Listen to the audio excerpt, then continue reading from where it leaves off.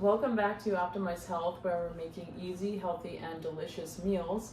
And these are keto, always gluten-free, and often sugar-free.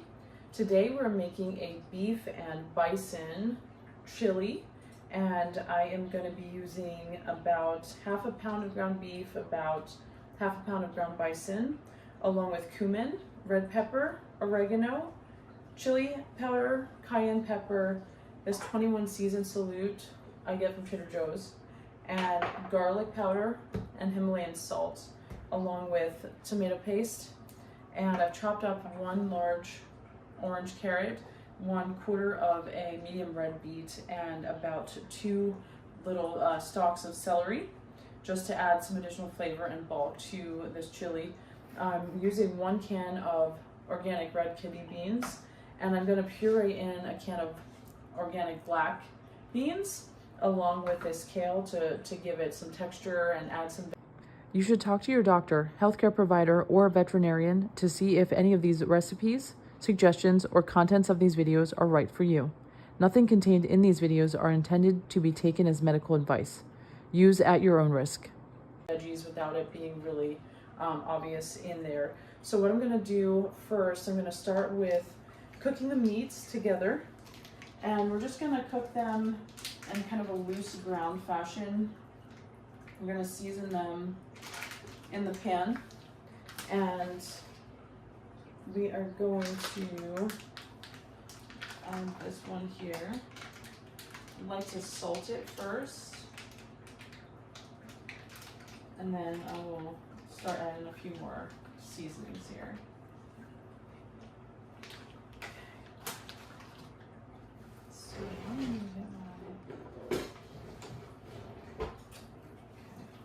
So I'm going to break it up a bit so that it cooks faster, and it's going to be approximately the size we want for chili.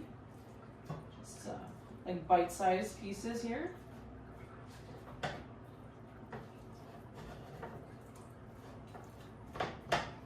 So that'll continue to break up as I season it and cook it here.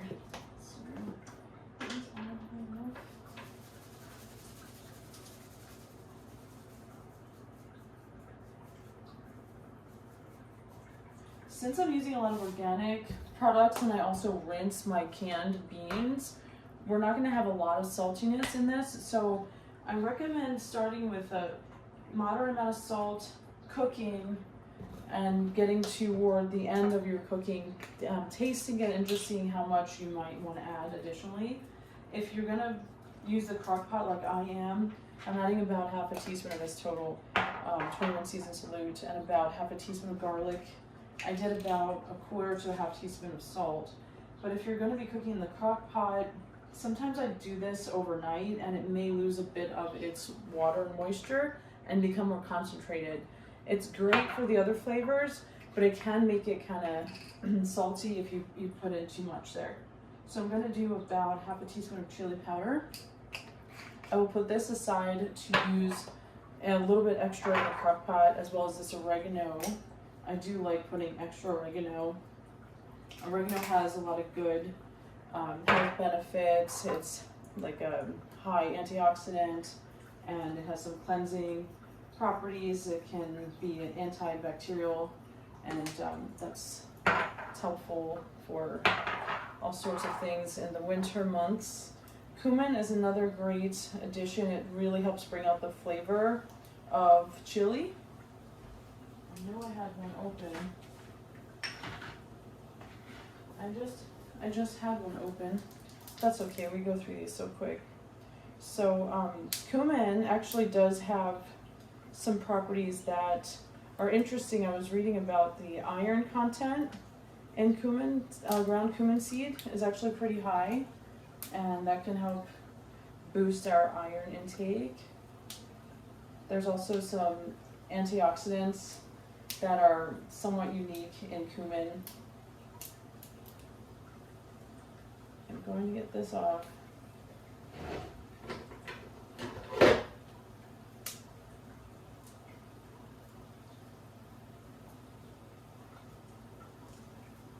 Usually when I'm I'm not trying to get it done too quickly. It's easier to do.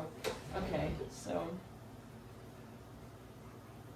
this is very pungent, very flavorful. And I'm definitely going to add some more in the crock pot. Now we want to mix everything up.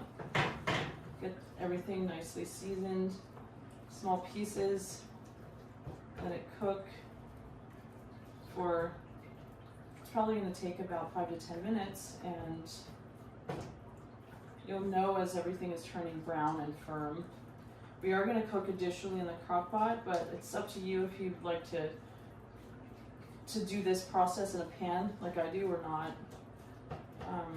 I prefer to do it this way. Kind of locks in some of the flavors and just adds a bit of a different kind of texture and flavor to the meat in the chili. It's a chili pot, so that's good. So I'm going to leave it alone for a few minutes here, let it cook on medium to high heat. Over here, I'm going to add my veggies. I've chosen to just add these whole, and one of the reasons I'm using the crock pot, they're going to cook down much softer overnight, and so I don't have to go through the whole like processing of these. They're going to be like smaller pieces. The kale though is more like shredded leaves, so I'm going to process that.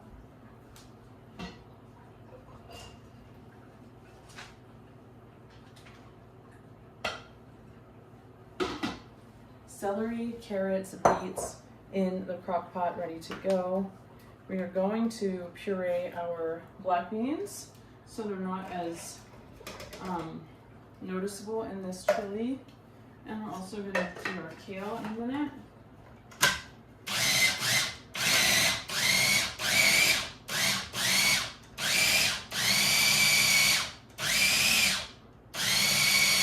Now these can be pretty thick and can cause a little bit of struggle depending on what kind of processor you have. So since you're going to be adding water to make this chili, it's okay to go ahead and add it to the beans. And because they just form this thick paste that can be hard on the blade.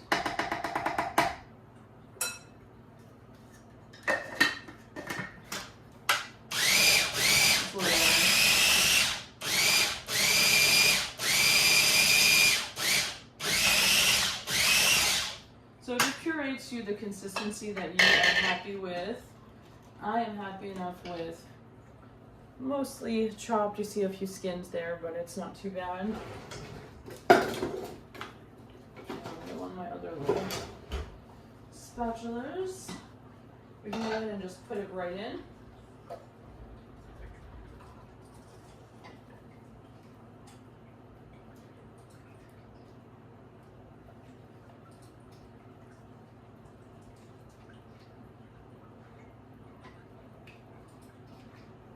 That's mostly out. I'm not worried about cleaning it in between because I'm gonna go right to my kale. Add as much kale as you like. For the amount of chili that we're gonna be making, I'm gonna wanna do about a cup of kale. You wanna just kind of squeeze it in there. Don't stuff it too much, not too tight. And we're going to add a little more water, which is only going to help our volume of chili over here.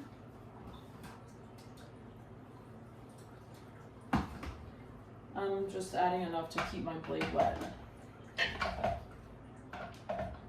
And this one's a little finicky, but I do like how it functions.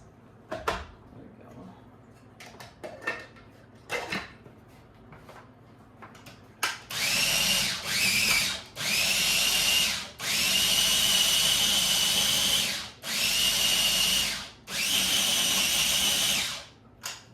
Easy. Look at that. Quick. I'm gonna dump this one out and get the next batch going. Falls right out of there. Put our next batch.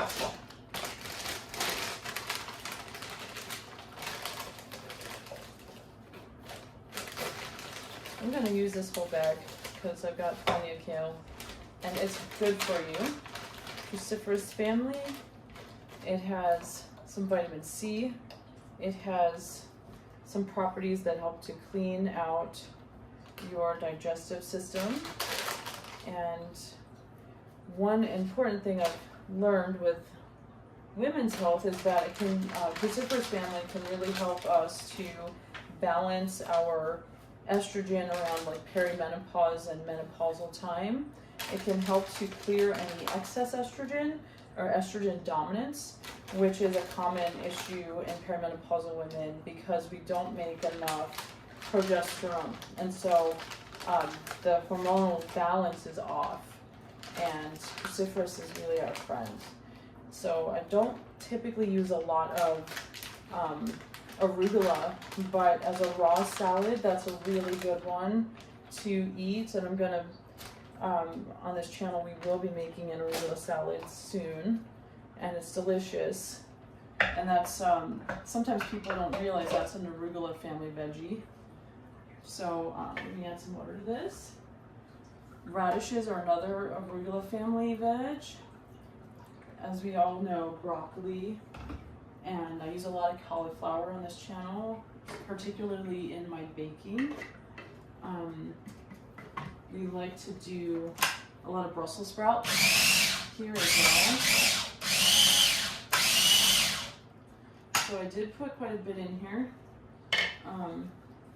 This is a good little machine, but I'll stuff it down just a little bit, not too tight there. So we can get a little more in there. And you don't have to blend it all.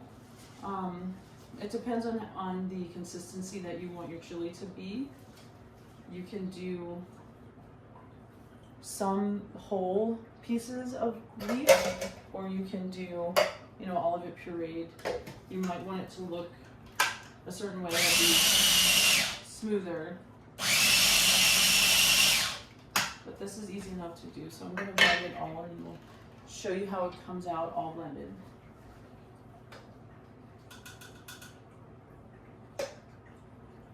One last little batch here. This is going to go well. Small batch. The sweet spot with this little gadget, but I do love it. So compact. It's like the only thing I really need in this kitchen that's sort of like, you know, more advanced technology. Add our water.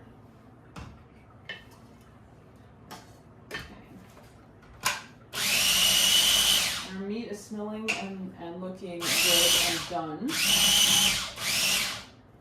And that was also very quick and easy. And I like to use the whole package. There may be some stems in there, and they blend up really well, and we end up getting all our good veggies. And a lot of these cruciferous, like broccoli and cauliflower, the nutrients are more dense in the stalk.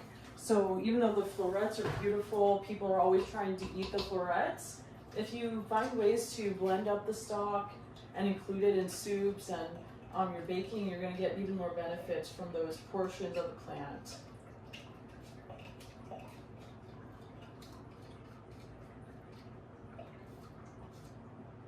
Okay, that's looking good. And I think we're done with this for this recipe.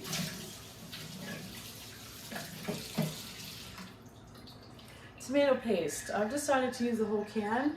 Typically this is really absorbent. It soaks up a lot of your moisture, just like those black beans. So we're going to see if adding some additional water is going to help. Where did I lose my little spatula? Ah, here it is. Here it is. We're going to add just a little extra water to help counterbalance that. But I do like my chili thick. And so this can be a natural, healthy way to thicken your chili. Tomato paste and the black beans being pureed, that's really going to help. We don't use any flour or anything like that. Keep this very low carb, and all the benefits that you're getting from tomato, the the potassium and some minerals. So let's get this in here.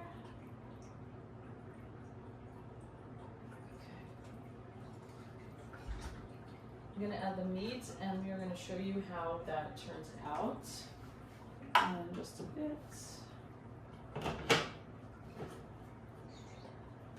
So it's cooked up quite well. I'm just going to break it up in a little bit more.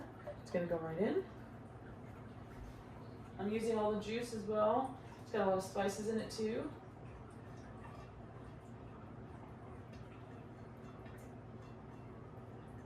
I'm going to leave enough room in the pot, the crock pot, to stir. And I'm going to add more garlic, more oregano, and more chili powder. About another ½ teaspoon of chili powder and oregano. And we like a lot of garlic around here, so I'm going to add another approximately 1 teaspoon of garlic powder. And I'm going to put in about 1 cup of water.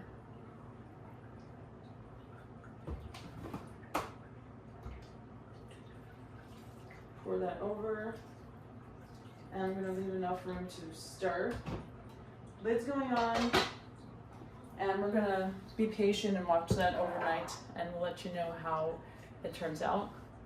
And this would be a good recipe for football parties, New Year's, other parties coming up, and it'd be good if you would please like, subscribe, comment, let us know if you have any other ideas for recipes that we could do, something that you'd like to see transformed into more low carb or keto or a healthier version of a dish that you enjoy.